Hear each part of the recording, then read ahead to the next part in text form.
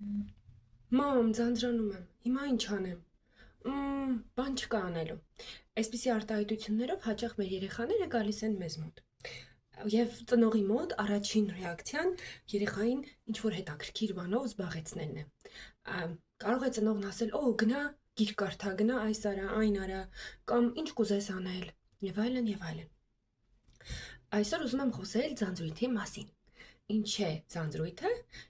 ինչով է կարևոր այն եւ ինչ օգտակար հատկանիշներ ունի։ Գնացինք։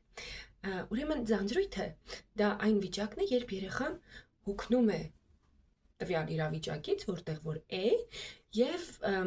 փորձում է նոր բաներ գտնել։ Դա այն վիճակն է, հոգեվիճակն է, երբ նրա ուղեղը իրեն ասում է՝ փորձիր նոր բան։ Այստեղ ոչինչ հետաքրքիր կամ հաճելի չկա։ Հաճախ մենք դա այն ձանձրույթը նկատում ենք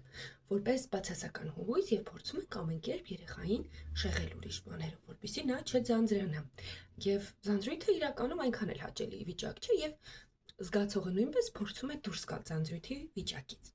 Սակայն այսօր ես եկել եմ ձեզ ասելու, որ ձանձրույթը իրականում այնքան էլ վատ բան չէ։ Հակառակը, այն շատ լավ է։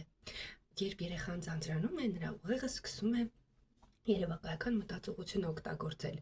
Նա սկսում է մտածել. հիմա ինչ անեմ, ինչով զբաղվեմ, որ ինձ հաճելի կլինի։ Եվ սովորաբար հենց ձանձրույթի պահին է, որ երեխաները եւ նույնիսկ մեծահասակները նոր գաղափարներ են ծնում։ Էնպես որ հաջորդ անգամ, երբ ձեր երեխան ձեզ մոտենա ասելով, որ նա ձանձրացած է, միշտ տաբեք նրան հետաքրքրություններ առաջարկել։ Թույլ տվեք, որ նա ինքնուրույն մտածի եւ վստահ եղեք։ Կամաց նա իր համար նոր հետաքրքրություններ կարող է բացահայտել, գտնել եւ ինչու՞ չէ, նաեւ նորարարություններ անել։ Էնպես որ երբ երեխան գալիս է ձեզ մոտ խնդրելով, որ նրան նոր հետաքրքրություն տաք, փորձեք ետ քայլ անել ու դուք իրեն հարցրեք. իսկ դու ինչ կուզես անել։ Իսկ դու ինչով կուզես զբաղվել։ Այսպիսով երեխան կմարզի իր երևակայությունը եւ կդառնա ինքնուրույն, ինքն իրեն զբաղեցնելու, հաճելի զբաղմունք ունենալու եւ ժամանակ անցկացնելու համար։ Շնորհակալություն։